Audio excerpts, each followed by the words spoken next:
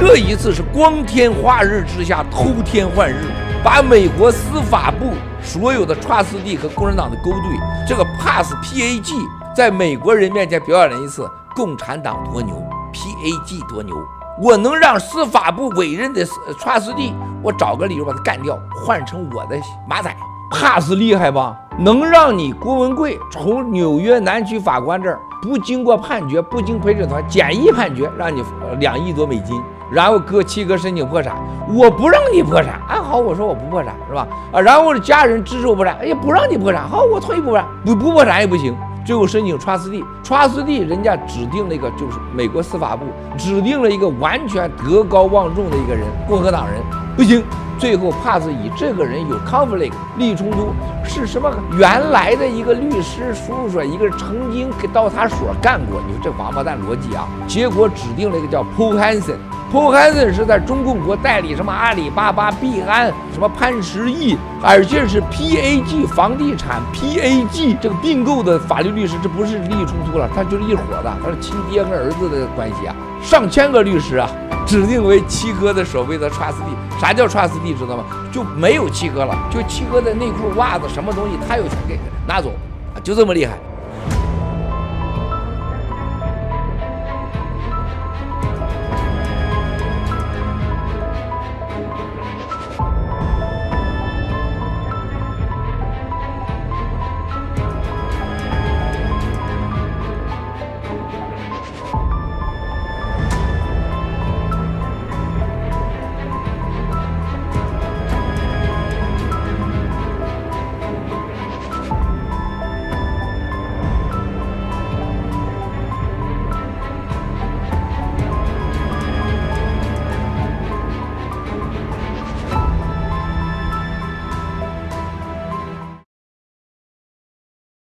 Okay, good morning, good afternoon, and good evening.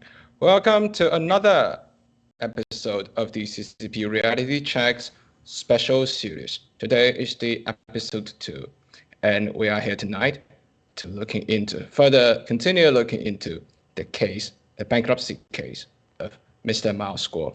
I'm your host, David Starwatcher. And hello, everyone. This is Nancy from New Federal State of China with Washington, D.C. farm. Glad to join David and Sam tonight. Thank you. Glad you joined us. I'm your co-host, Sam. Glad to join you. Glad to talk to you. Glad to learn from you. Glad to share information that we got. Thank you. Thank you. I'm also from the Himalaya, Washington, D.C. farm of the New Federal State of China, along with both of our co-hosts. So for today, we are continue looking into the bankruptcy case of Mr. Miles Guo. So without further ado, Director, please bring up the slides for our audiences. Thank you very much. Before that, we are going to look into the disclaimer. So this video is for educational and informative purposes only. We are dedicated to share with you what is really happening in China and to try our best to verify information used. Jointly, we fight back CCP propaganda. We highly value your independent research, critical thinking, and comments. This is from the CCP Reality Check team. So now we enter to looking into the entire case, to the second episode of the special series, how the CCP infiltrates the United States judicial system. So for tonight, let's move on. Let's continue. The next slide. The next slide, please, Director. So for tonight, we're looking into three points here. Number one, of course, is the case number 2250073, Mr. Miles Guo's case update. And of course, there are some new situations here. We're going to inform you. And before that, we're going to do some little recaps. The second one is the CCP's unrestricted lawfare against Mr. Miles Guo. We're going to look into that little part as well. And number three, saying we are also going to look into examples of lawsuits. There's one particular one says then the OJ official collected dirty money from the Chinese Communist Party to lobby others to extradite Mr. Miles Score.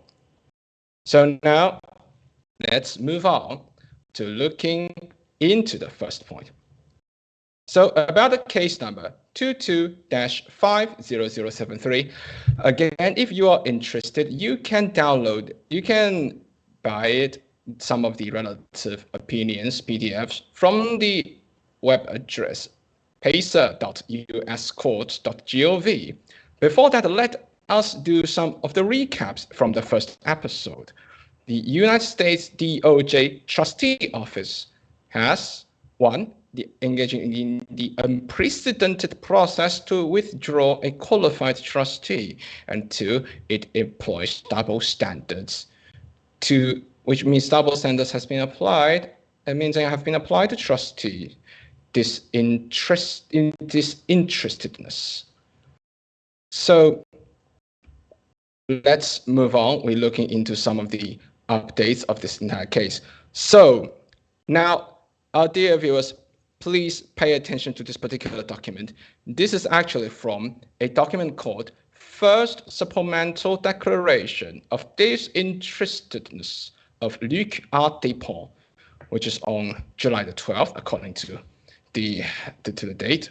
The highlighted part, I would like you to pay attention to those little red rectangular part, saying with one of them saying that PAG has $1.96 million worth of direct business relationship with the Paul Hastings LLP in the past 5 fiscal years. And also there's another one says May of 2022. That means that these figures are concluded in May 2022. So that means does Luc R. Dupont claimed that there is no conflict of interest since the PAG's fee collected is only 0.03% of the Paul Hastings revenue. I mean, Sam and Nancy, I think you wanted to add something in this particular thing.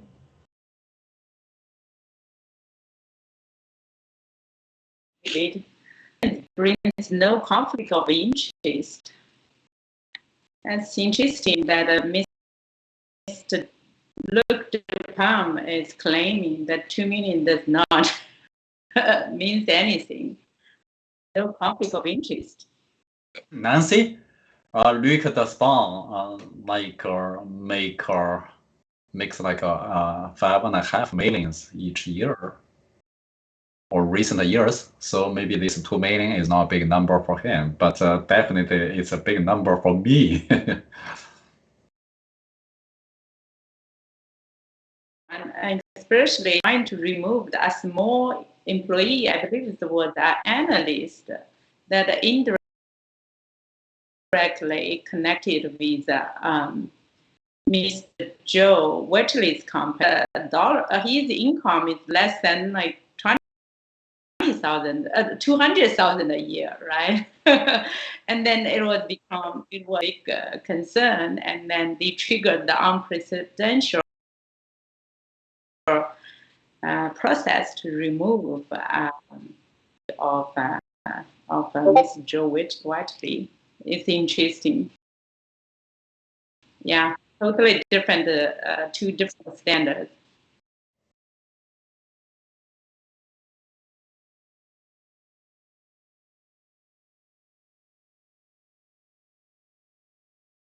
Also, one other point, the disclaimer is just showing that the PAG direct money that funds into Paul Hastings.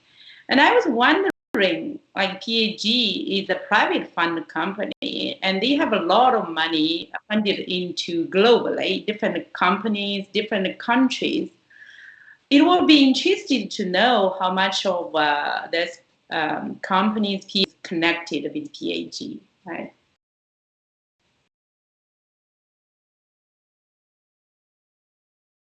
Yes, like PAG manage like billions of dollars. They're a big company.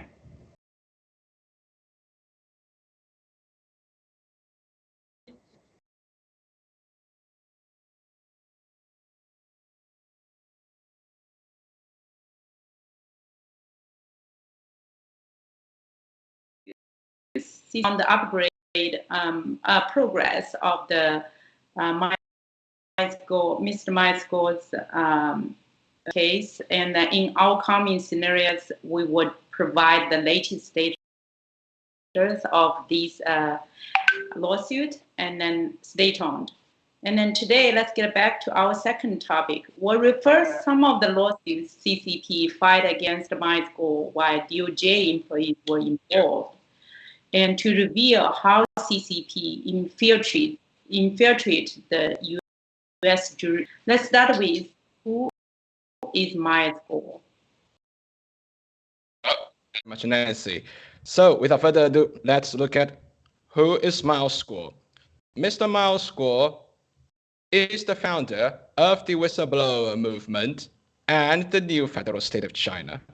For the whistleblower movement, that movement was founded by Mr. Maisgo since in 2017, and has been continuing since 2017. So the mission of the whistleblower movement is the following. 1, to expose the evil doings of the CCP regime. 2, wake up the world about the infiltration of the CCP. And 3, which is most importantly, take down the evil CCP. The second one about the new federal state of China, it was launched on June the 4th, 2020 in New York City. So the mission of the new federal state of China is to take down the Chinese Communist Party, the CCP, or the evil CCP. Let's continue. So here into Mr. Maisgo, some of his,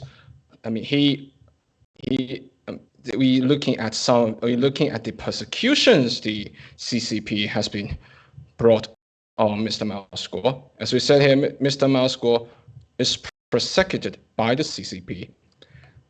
And we see that Mr. Maisgo's properties have been Mr. Maisgo's properties seized by the CCP over $100 billion. And hundreds of his employees, hundreds of Mr. Maisgo's employees were imprisoned, with some are still remain imprisoned. And he himself was imprisoned for 22 months because of his support of 1989 pro-democracy movement. And Mr. Maisgo's brother was killed by the CCP around 1989. So this is about Mr. Maisgo. The reason for this to happen is because Mr. Maisgo, he is determined to take down the evil CCP after he realized the evilness of the regime. And also, he started the whistleblower movement 5 years ago, which is in 2017. And since then, the CCP has been going after him through unrestricted lawfare against him. And one of the key figure, for CCP to wage such an unrestricted warfare against Mr. Maisgo, one of the key figure is Mr. Bruno Zhongwu. So let's move on to the next slide to look at Mr. Zhongwu, Bruno Zhongwu. For this FARA registration form, some of the audiences might have seen it in the episode 1, but today we are going a little bit deeper. This is, of course, the FARA. We just review it. It's Foreign Agent Registration Act FARA registration form of Mr. Bruno Zhongwu, of course. And this FARA registration form shows Bruno Wu is an agent of the CCP. With Bruno Wu's Chinese name is Zhongwu, and Bruno Wu was involved in the CCP's unrestricted lawfare against Maisgo, and Mr. Bruno Zhongwu involved in the CCP's unrestricted lawfare against. And also, please looking at the next slide, we are going to show the relation much clearer. So now in this particular, we can see in this particular, in the particular slide here, we saw a list of people involved in the CCP's unrestricted lawfare against Mr. Mao's Guo. Bruno Zhongwu, as we see on the left side, the one who has a blue background, the one in the gray and white suit, he is the master. Mr. Bruno Zhongwu is the mind behind the unrestricted lawfare.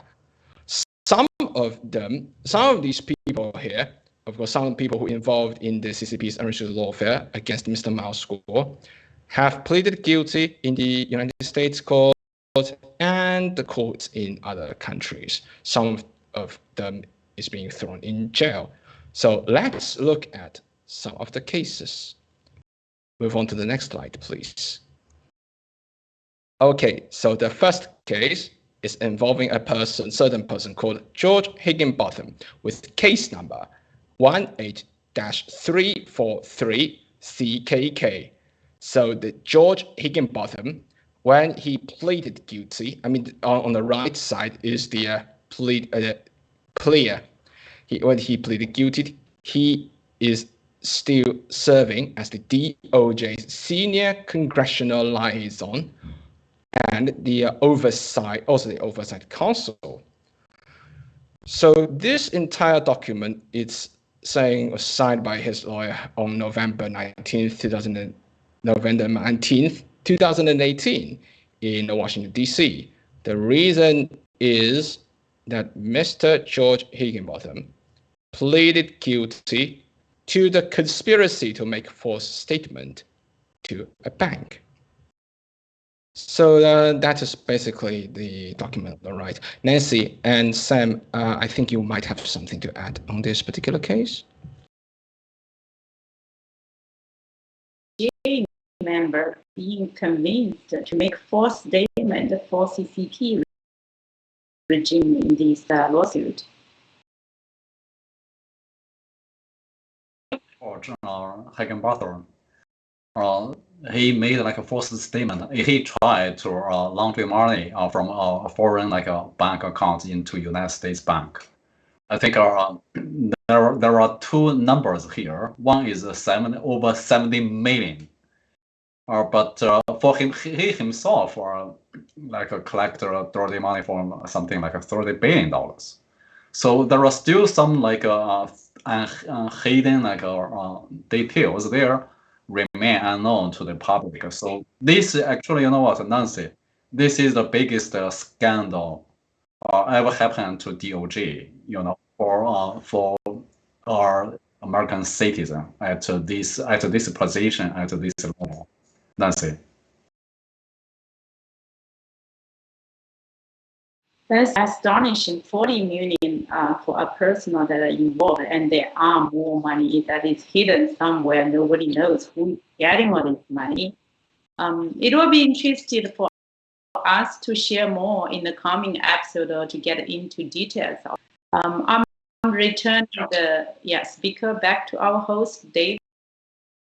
We will definitely get into more details of what happened in this lawsuit in the coming episode. Yeah. David, can I add something? The very thing concern me a lot is, you know what, this George Higginbotham, he was not in the position to make such a big decision to extradite like a Mao's Guo. He has to, you know, to influence others to make such kind of a decision. So, you know, this kind of it's a scary to me, you know, because you know what, so this is a big money, you know, the Brandon Wu and the Joe, I think, what's the name of that? It's Joe Lo, they planned a total of more than $2 billion. You know, these are 70 million, even the $70 million compared to the $2 billion is a small number. That means that there is a big plan, there is a big scheme, still remain hidden in behind. So that's the very reason why we want to use this high profile case to explain how the CCP are infiltrating like our United States judicial system. I think this is a good example. So I mean, every American citizen should be stay alert to such kind of like very dirty, like evil activities. So I don't think this will be the last one. I think with the time going, maybe more and more astonishing facts will come out. David. 40 million is behind this George Higginbotham, but then there are $2 billion is hidden somewhere. Yeah. Thank you very much, Sam and Nancy, for your very valuable supplement and some of your very valuable input. Yes, we will be looking into these cases in detail in the future episodes. So for now, we are going to looking into the next case. So this is a very, very high profile case. I think some people may already look into it, but I'm still going to introduce this case. This is the case of Nikki Lam Davis, case number 20-0068-JAO. And this entire document we saw here, this is actually a plea, the guilty plea, by Nikki Lam Davis. This is actually made back in 2020. And the reason for Nikki Lam Davis to do such a guilty plea is because that she is actually acting as an unregistered foreign agent. This is actually going against the law of the United States. And we're also looking into the next one, besides Nikki Lam Davis case. The next case, we continue. The next case is by Elliot Brody, and this is the document on the right is the document that he pleaded guilty. At the time, Elliot Brody was a former Republican National Committee finance official, and this is actually in October 2020.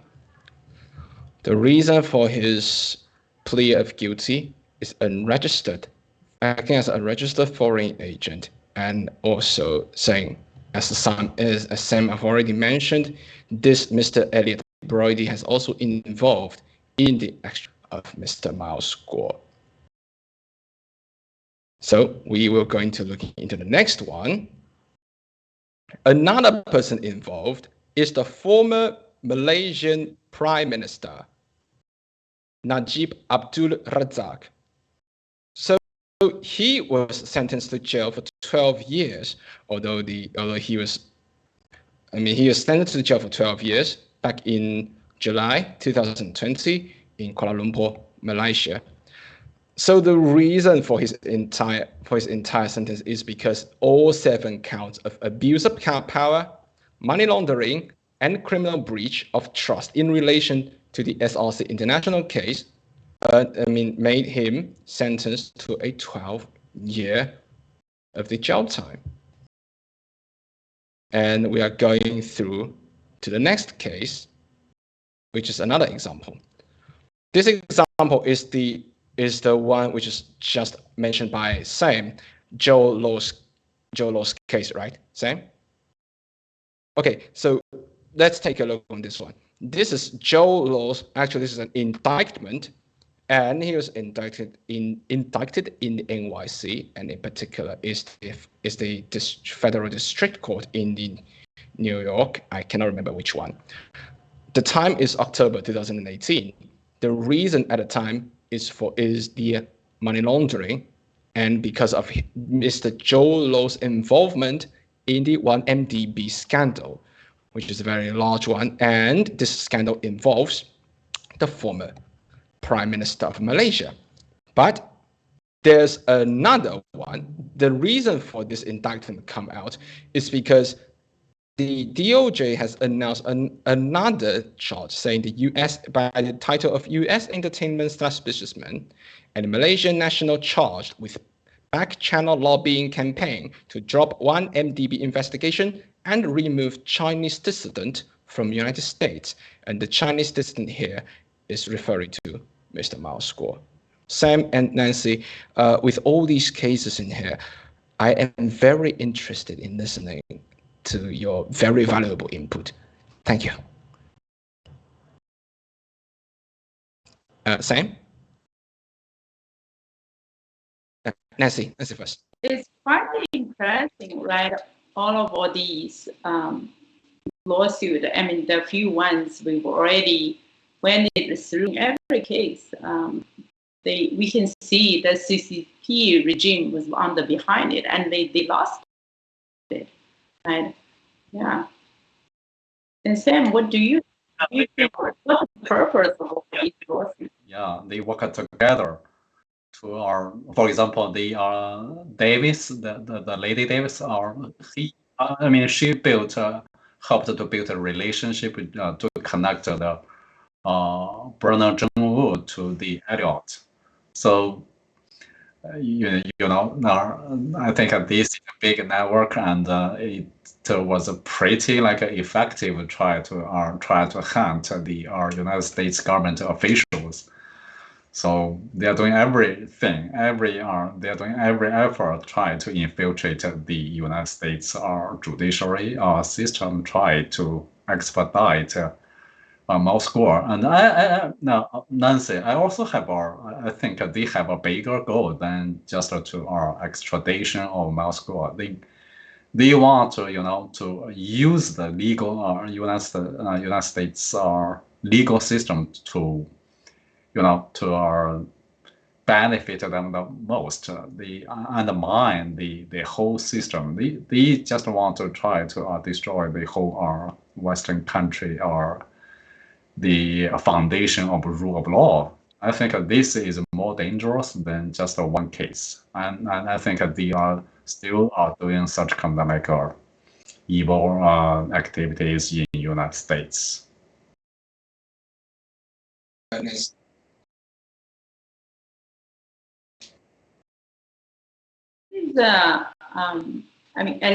Astonishing to me, right? And how the level of the government, the people are involved, and definitely these are the few ones that are pledged guilty, and there are more, way more than the lawsuit we see here are involved, and then that means a lot of more U.S. potentially officials from DOJ, the whole legal system is being influenced,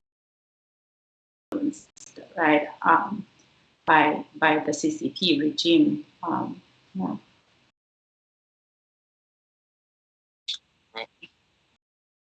Of the case here has a case number. I think our audience can use a case number to dig in and to you can do your homework yourself. Try to verify each piece of information we shared here. We highly value your critical thinking and comments and feedback. So you don't have to necessarily believe us. You can do your homework. You can do your own research. Yeah.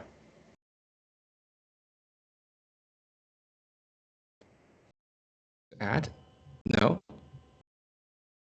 Okay, thank you very much, Sam, and thank you very much, Nancy. And of course, as Sam has said, yes, these cases are indeed a part of a much larger scheme to try to using the United States legal system to go against the United States itself.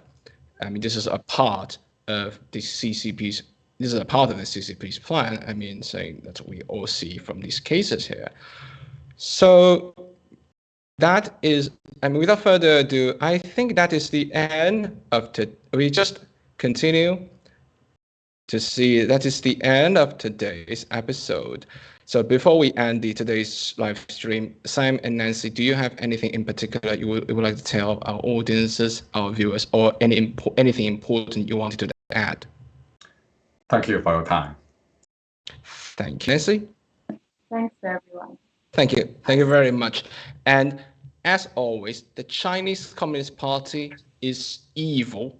The Chinese people are the victims of the CCP. And we, the Chinese, are taking down the CCP. I thank you very much for joining us tonight for the second episode of the special series of the CCP Reality Check. We invite you to stay tuned for the third episode of the special series of the CCP Reality Check. Again, I'm your host, David Starwatcher.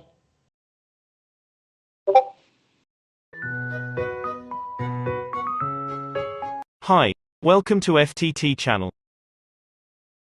Today's topic is, CCP bought Western elites for unrestricted legal warfare. The Western judicial system is no longer the role model for the world.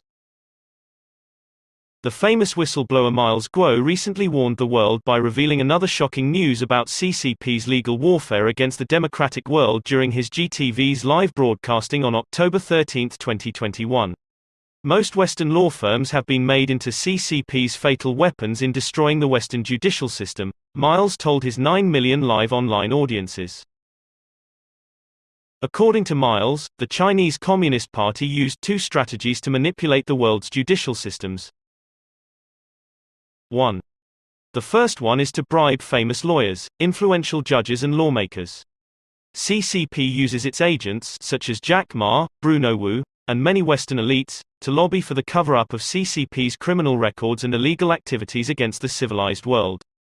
This strategy is an investment in the noble class legal communities in Western democracies, such as famous lawyers, federal or state judges, lawmakers, including their families, friends, partners, and business associates. These elites typically achieve enormous financial success in China with minimal efforts by leveraging economic contacts, political connections, and personal ties offered by the CCP. These compromised elites in the Western legal systems are thus beholden to the CCP to help it conquer the world of the West. 2. The second strategy is to form joint ventures with all major global law firms. CCP or CCP's agents bankrolled all these so-called joint ventures while using the brand names of the reputable Western law firms. These joint venture law firms operate in Hong Kong, Shanghai, and Beijing. They do their bidding of the Chinese Communist Party to destroy Western economies, satisfy the greed of Western elites, and to enrich the top CCP leaders. CCP employs similar tactics in other areas, including Western politicians, scholars, entertainers, celebrities, public icons, best-selling authors, professors, and other influences.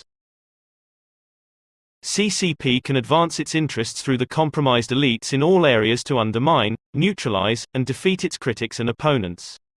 Using the front of Western law firms, JVs or attorneys, often disguised as lobbyists, provides the best cover for CCP's direct involvement.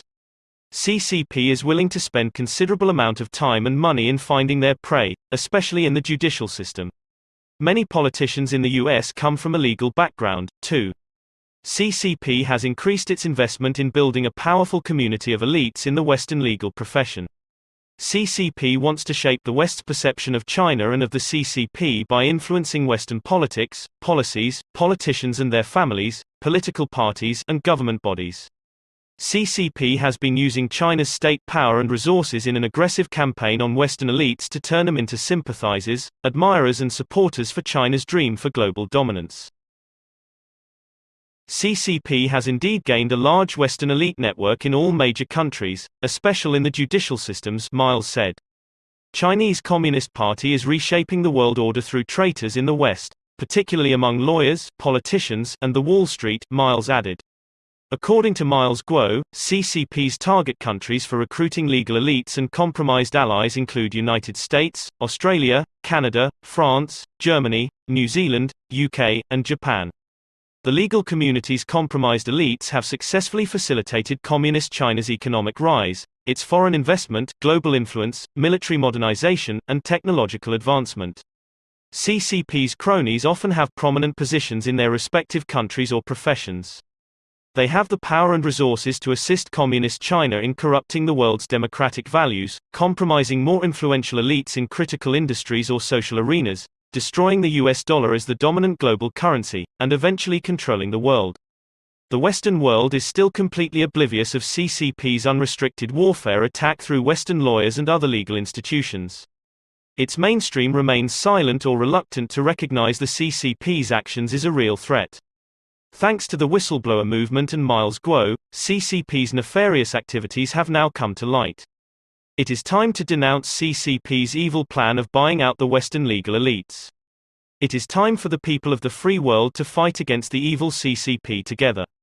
Keywords for YouTube: CCP, Chinese Communist Party, elites, compromised elites, unrestricted warfare, CCP's global threat, etc. Description: this video revealed CCP's plot to control the world through unrestricted legal warfare by compromising the leading lawyers, legal elites, influential lawmakers, and big-name law firms.